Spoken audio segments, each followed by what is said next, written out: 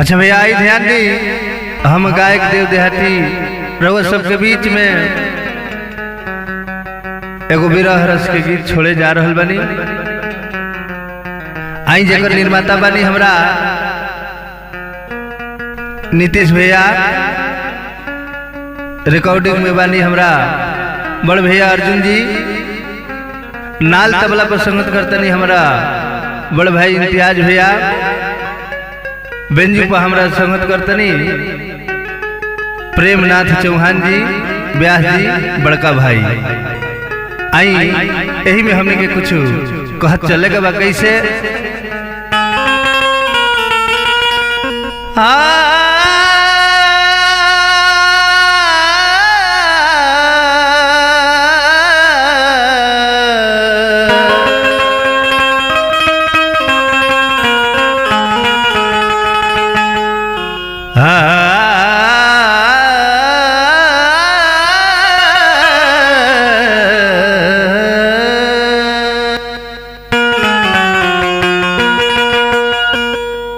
एगो प्रेमी अपना प्रेमिका से कैसे कहत रे, जातारू ससुर गोरी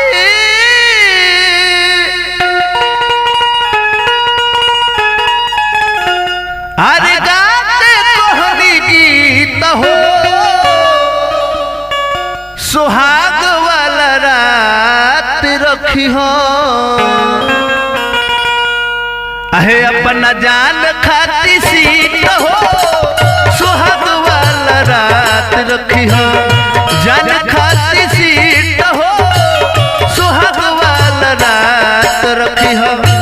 जातारू ससुर गोरी, जातारू ससुर गोरी, गाते कोहनी गीत हो, सुहाग वाला रात रखी हो, दीवाना सीत हो, सुहाग वाला रात रखी हो।